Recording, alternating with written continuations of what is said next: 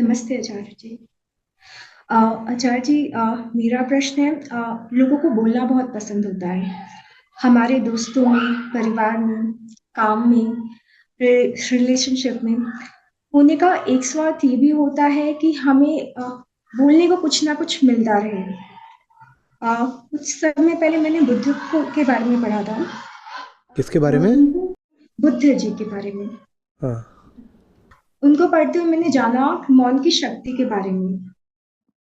और मौन का महत्व हमारे अध्यात्म, हमारे आत्म अवलोकन और हमारे बोल सकते हैं आत्म मनन के लिए। मेरा प्रश्न आपसे ये है कि आज के समय में लोग इतना आतुर क्यों रहते हैं हर समय कुछ ना कुछ बोलने के लिए। वो मौन से इतना घबराते क्यों हैं? और इसी से लगा एक और प्रश्न है। आचार्य जी, आपको भी हर रोज बहुत सारे सत्रों में और इंटरव्यूज में जाना होता है, बहुत समय तक बोलना होता है। तो क्या आपको भी ऐसा होता है कि मौन की कमी या मौन के क्षणों का कम मिलना कभी खलता हो? ये सब कर्म है। हम्म। अहम अपनी ओर से ये सब कर रहा है। अपने देखे वो ये सब कर्म करता रहता है। अहम जितने भी कर्म करता, आप गीता सत्रों में है ना साथ। जी आचार्य जी। अहम अपनी ओर से जो भी कर्म करता है वो क्यों करता है?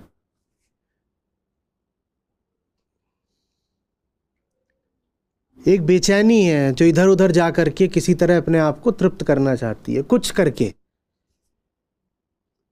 तो एक कर्म होता है जो हाथ से होता है, एक कर्म होता है जो खोपड़े में होता है, एक होता है इसको आप बोलते हैं दिल में होता है। दिल में होता है तो आप बोल देते हो भावना है, खोपड़े में होता है तो बोल देते हो विचार है, हाथ से होता है तो बोल देते हो स्थूल कर्म है। वैसे ही यहाँ जबान से भी एक कर्म होता है, ये वाणी है। ये जैसे बाकी सारे कर्म है वैसे ही ये भी बोलना भी एक कर्म है। अहंकार ये सब करता रहता है ताकि जो खालीपन है, खोखला अनुभव होता रहता है, हाँ वो किसी तरह मिटे। बस और कोई बात नहीं है इसमें। कुछ करो कुछ करो कुछ करो, क्या पता उससे कुछ मिल जाए। क्यों मिल जाए? कुछ पाने की जरूरत क्यों है? क्योंकि मैं बेचैन हूं, अपूर्ण हूं, बस इतनी सी बात है। इतनी सी बात है। एक जूनियर था मेरा, तो पास आउट हो गए। उसके बाद उसने गाड़ी खरीदी। तो उसने मुझे एक दिन गाड़ी पर राइड दी।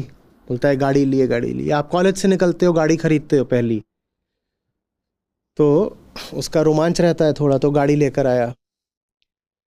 तो उसने बैठते ही तेज म्यूजिक लगा दिया, मेटल जैसा कुछ। अब वो फट फट फट बज रहा है। मैंने कहा क्यों इतनी तेज लगाया है? बहुत छोटी सी घटना थी पर छप गई थी तो इसलिए। तो बोलता है नहीं, उन दिनों सीडीज रखते थे गाड़ियों में। 20 साल पहले की बात है, 20 साल से ज़्यादा हो गया। तो सीडी के जो कवर होते थे ना, वो वहाँ डैशबोर्ड में कहीं रखते थे, या दरवाजे में उसके थोड़ा सा एक ऐसे बना होता था जगह, वहाँ पे सब सीडी के केस रखे होते थे। और सीडी आप प्ले करते थे। अब तो कोई नहीं रखता गाड़ी में वो सब, तब सीडी। तो बोला ये मैं इसलिए बजाता हूँ क्योंकि ये नहीं बजाऊँ तो गाड़ी चलती है ना, तो ये जो जितने भी केस रखे हैं ये सब आपस में वाइब्रेट करते हैं। तो बोला अच्छा नहीं लगता, गाड़ी चलती है तो इसकी आवाज़ आती है, तो इनको इनका वाइब्रेशन होता है, मैं इसलिए म्यूज़िक लगा देता हूँ। तो चलती रही गाड़ी। अब 10-15 मिनट बीत गया और वो म्यूज़िक मुझे पसंद ही ना आए। तो मैंने देखा कितने इसके पास सीडी कवर हैं जो इतना वाइब्रेट कर रहे हैं। तो जितने थे मैंने निकाल लिए। उनको निकाल के मैंने पीछे की सीट पे रख दिया। मैंने कहा अभी थोड़ी देर के लिए वाइब्रेट नहीं करेंगे, अब म्यूज़िक कम कर दो। तो उसने कम कर दिया। 5 मिनट फिर से बढ़ा दिया। मैंने पूछा क्यों बढ़ाया? जानते हो उसने जवाब क्या दिया? बोला ये भी तो बहुत आवाज़ करता है, इसलिए आवाज़ चाहिए होती है। बाहर आवाज़ नहीं होगी तो इसकी नॉइज़ सुनाई देती है। यह है अहम की अपूर्णता, अहम की बेचैनी। इसको कम करने के लिए बाहर शोर करना ज़रूरी हो जाता है। भीतर का शोर जो है छुपाने के लिए बाहर का शोर ज़रूरी हो जाता है।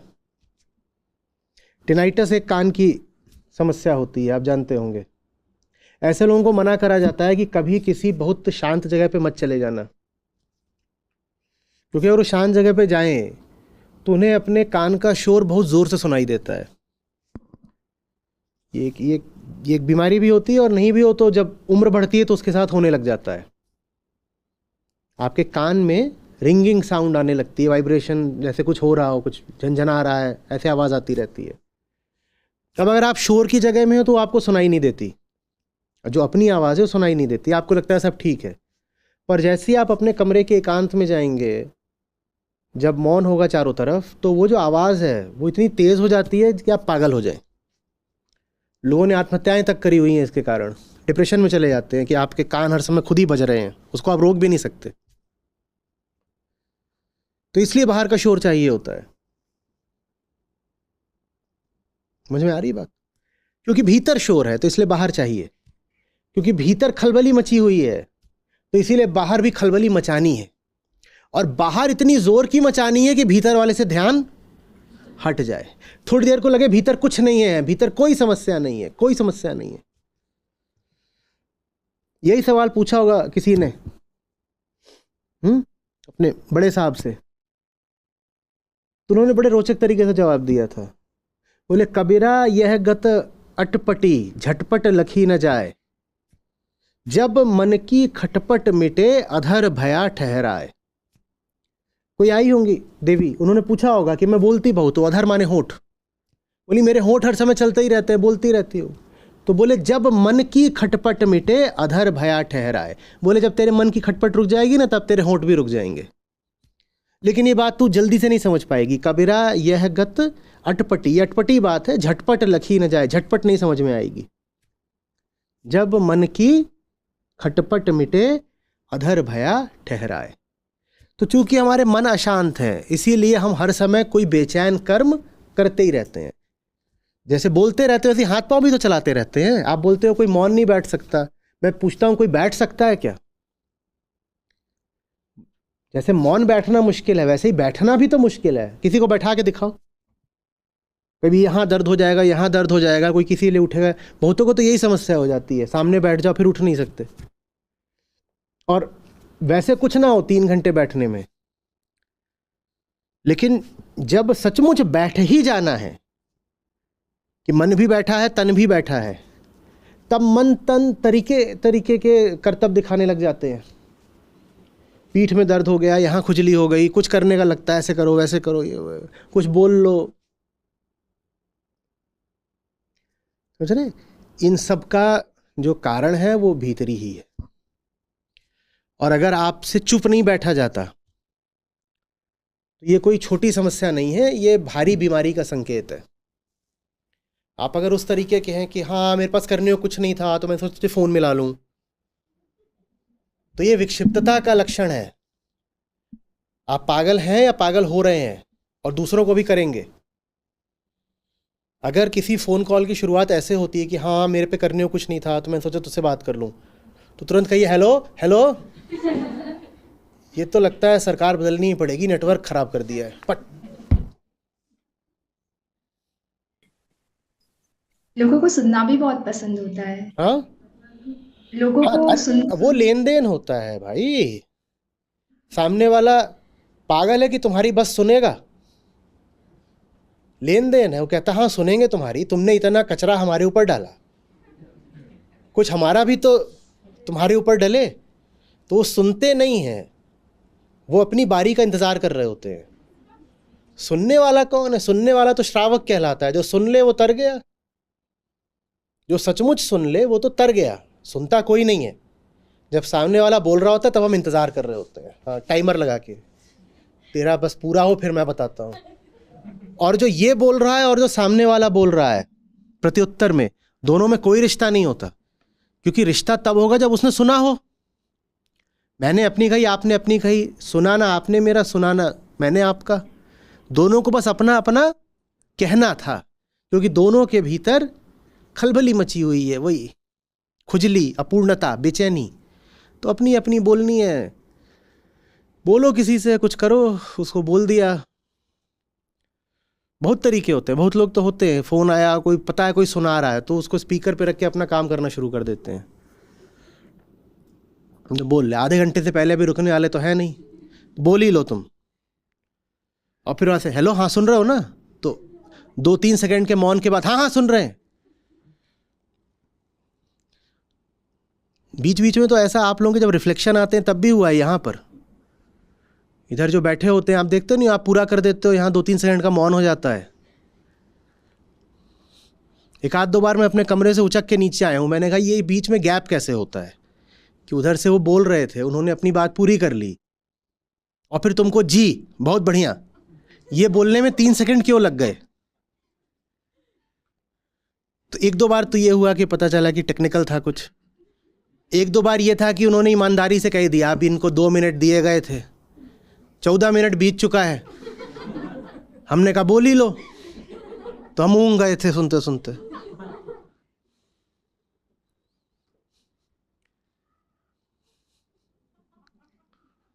यहाँ कोई किसी की सुनने वाला नहीं भाई, सबके भीतर नक्कार खाना है। यहाँ आत्मसंवाद चलता है। अहंकार एक इको चेम्बर की तरह होता है, वो खुद ही बोलता है, खुद ही सुनता है। अपने से बाहर कुछ है, अहम जिस दिन ये मान ले उस दिन तर नहीं गया। वो कभी मानता ही नहीं कि उसके बाहर कुछ है, उसके देखे वही सर्वे सर्वा है। तो खुद ही बोलता है और खुद ही सुनता है। आजकल ये भी देखा जाता है, बहुत सारे रियलिटी शोज होते हैं, वहां पे वो जानबूझ के ऐसे सेलेब्स को लेके आते हैं जो कुछ भी बोलते हैं, बहुत ज्यादा बोलते हैं और बहुत ही बेमतलब का बोलते हैं कई बार, तो सिर्फ टीआरपी के लिए। ये एक विक्षिप्त होते समाज का लक्षण है। अगर कोई कुछ भी बोल रहा है तो उसको डॉक्टर की ज़रूरत है, कैमरे की नहीं। और लोगों को वो बहुत क्यूट लगते हैं, मतलब उनके कमेंट्स अगर मैं कभी एक फिल्म आई थी जब वी मेट, उसमें जो किरदार था वो वही था जो कुछ भी बोलता था। लोगों को क्यूट लगा, मेरे लिए भयानक था। कोई एक पंक्ति भी कैसे बोल सकता है यूं ही। पहली बात, तुमने जो बोला अपने साथ नाइंसाफी करी, दूसरे तुमने किसी और का भी वक्त ले लिया। ये हिंसा है, ये दूसरे पर आक्रमण है। आप दूसरे के कानों में प्रवेश कर रहे हो, ये उसके शरीर में प्रवेश करने जैसी ही बात है ना। उसके कानों में अगर आपने प्रेम से नहीं प्रवेश करा तो ये बलात्कार क्यों नहीं है।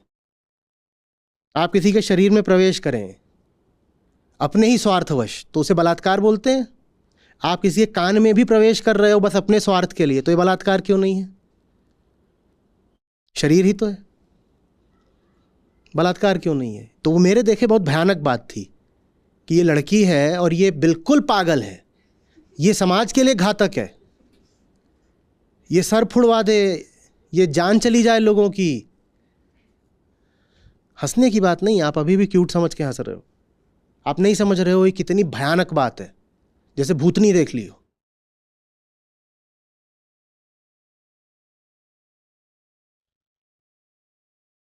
पहले तो मुझे भी नहीं था, पर अभी मेरे मेरे भी। एक आपको लक्षण बता देता हूं किसी अच्छे व्यक्ति का, अच्छे व्यक्ति का भी, अच्छे रिश्ते का भी। अच्छा इंसान वो होगा जो बहुत सहजता से चुप बैठ सकता हो, जिसके मौन में असहजता ना हो, जिसके साइलेंसेस ऑकवर्ड ना हो। और अच्छा रिश्ता वो होगा जिसमें दो लोग सहजता से साथ में मौन बैठ सकते हो। आमतौर पर रिश्ते ऐसे होते हैं कि दो लोग आमने सामने हैं और अगर उनमें 3-4 मिनट का भी मौन आ गया तो दोनों की जान सूख जाती है। वो मौन से बचने के लिए कुछ ना कुछ फालतू बोलना शुरू कर देते हैं। गौर करिएगा, आप किसी के साथ बैठिए, आप कैसे भी बैठ सकते हो, चुप नहीं बैठ सकते, कुछ बोलना पड़ेगा, क्योंकि मौन सत्य का पर्याय होता है और मौन में सच्चाई खुलने का डर लगता है, तो आप कुछ बोलना शुरू कर देते हो। आपने कभी देखा है? आप किसी के साथ भी मौन नहीं बैठ सकते, बहुत ऑकवर्ड हो जाता है। अच्छा रिश्ता वो है जहां दो लोग तसल्ली से घंटे भर मौन बैठ सकते हो एक दूसरे के साथ, वो अच्छा रिश्ता है और वही अच्छा इंसान भी है। जो चुपचाप मौन बैठ सकता है बिना असहज हुए, जिसको किसी को सुनाने की जरूरत नहीं है, उसकी बात जरूर सुनना। और जो सुनाने के लिए सुनाता हो वो कुछ भी सुनाए, तुम मत सुनना। जो अपने साथ चुप बैठ सकता हो वो जब बोलेगा तो कुछ ऐसा बोलेगा कि सुनने लायक होगा, उसके शब्दों में भी मौन होगा, क्योंकि उसे बोलने की कोई जरूरत नहीं है, क्योंकि उसके बोलने में उसका कोई स्वार्थ नहीं है। वो मौन संतुष्ट है। तो अब अगर वो बोल रहा है तो अपने लिए नहीं, तुम्हारे लिए बोल रहा होगा, सुन लो। पर कोई अपनी खातिर बोल रहा है, अपनी खुजली मिटाने के लिए बोल रहा है, तो ये आदमी हिंसावश बोल रहा है। समझ में आ रही है बात? तो आदमी का स्तर क्या है, इसकी पहचान उसके मौन से हो जाती है। गाड़ी में बैठे हो, आप ड्राइव कर रहे हो, कोई और ड्राइव कर रहा है, आप बगल की सीट में हो, 1 घंटे का रास्ता है, क्या 1 घंटे दोनों चुप रह सकते हो? ऐसे नहीं कि लड़ लिए हैं इसलिए चुप है, ऐसे कि सहज है इसलिए चुप है, बोलने की कोई जरूरत नहीं है इसलिए चुप है। क्या ये हो सकता है? अगर ये हो सकता है तो रिश्ता अच्छा है। रिश्ता अच्छा है क्योंकि रिश्ते में 3 हैं। अच्छे रिश्ते में हमेशा 3 का होना जरूरी है ना। इस रिश्ते में 3 कौन कौन है? आप, वो और मौन। मौन ही सत्य है, मौन ही आत्मा है। रमण महर्षि को मौन बहुत पसंद था। उनसे कोई पूछे बताओ, ले मौन।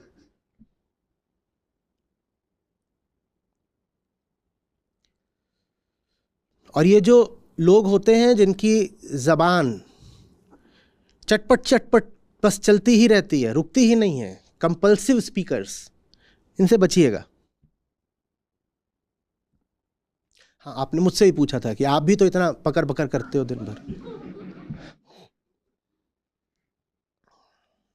आप मिस करते हो?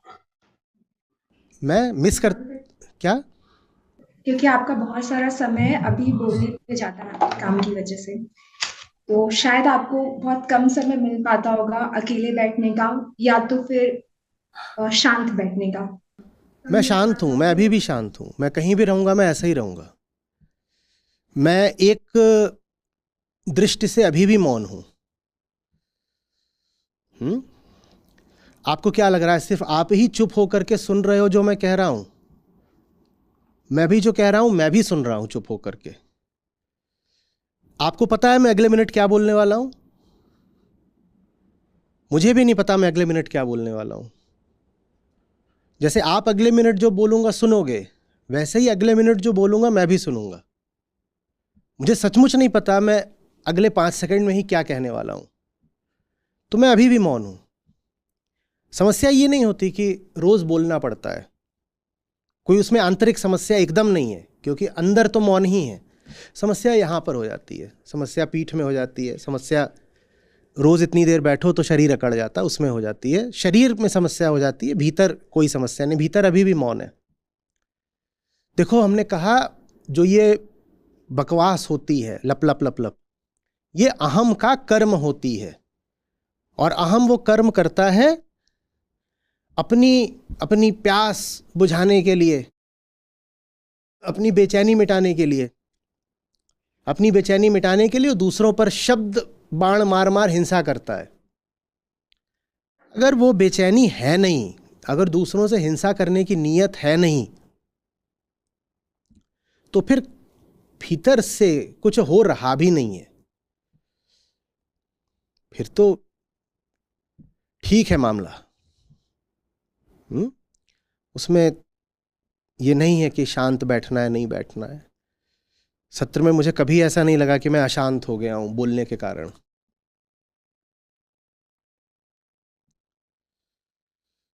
मैं तो बल्कि कोई कभी पूछ देता है कि मेडिटेशन क्या है, तो मैं कहता हूं जितना मेडिटेटिव मैं यहां पर होता हूं उतना तो दिन भर नहीं होता। जैसा ध्यान मेरा यहां बैठकर लगता है वैसा कहीं नहीं लगता। कितने पर ध्यान बैठने के लिए तो मौन होना पड़ता है, आंख बंद करनी पड़ती है। कहता हूं नहीं, मेरा ध्यान लगता ही तब है जब मैं बात कर रहा हूं। तो कृष्ण समझाते हैं ना कि कर्ता को जानना है तो कर्म को देखो। महत्व तो कर्ता का है, कर्म का इतना ही महत्व है कि उसके माध्यम से कर्ता का पता चल जाता है। कर्म का ही वर्गीकरण नहीं हो सकता कि एक कर्म अच्छा है एक कर्म बुरा है। कर्म के पीछे करने वाला कौन है ये देखा जाता है। कर्ता महत्वपूर्ण है, किसने किया, किसने किया। तो शब्द शब्द में अंतर होता है। शब्द कर्म है। शब्द कहां से आ रहा है? एक शब्द है जो शोर से आता है और एक शब्द है जो मौन से आता है। शब्द और शब्द में अंतर होता है। जो शब्द मौन से आ रहा हो उसको सुनो, जो शब्द शोर से आ रहा हो उसकी उपेक्षा कर दो, चाहे वो अपना शब्द हो चाहे किसी और का शब्द हो। ठीक है। एक बोधस्थल में पोस्टर पहले लगा होता था कि अच्छे शब्द की निशानी ये है कि वो आपको मौन में ले जाता है, और अच्छा शब्द वो है जो मौन से आता है।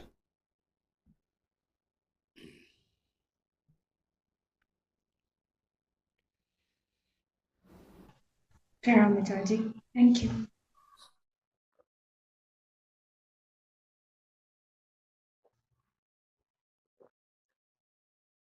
लोग जैसे कहते हैं ना औरतें बातूनी होती हैं, वो बात उतनी सही भी नहीं है जितना कहा जाता है कि बहुत बोलती हैं, पर थोड़ा सा उसमें तथ्य भी है। जब नापा जाता है आंकड़ों में कि कितने शब्द कौन प्रतिदिन बोलता है, तो उसमें थोड़ा अंतर आता है महिलाओं में पुरुषों में। उस अंतर की भी वजह यही है कि जैसा शरीर रहा है और जैसा समाज रहा है उसके कारण महिलाओं में आंतरिक बेचैनी ज़्यादा रही है। जिसमें आंतरिक बेचैनी ज़्यादा होगी वो उतना लपलपाएगा ना किसी तरह से कर्म करके अपनी बेचैनी कम करने को। तो महिला के पास और साधन होते नहीं बेचैनी कम करने को, तो वो ज़बान का ज़्यादा इस्तेमाल करती है।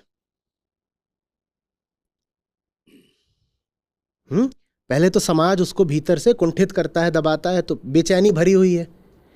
अब वो और करे क्या? दौड़ लगा नहीं सकती, हाथ से किसी को मार पीट नहीं सकती, ज़्यादा उसको साधन मिले नहीं हैं, तो जो एक साधन है उसका वो थोड़ा ज़्यादा इस्तेमाल करती है, ज़बान।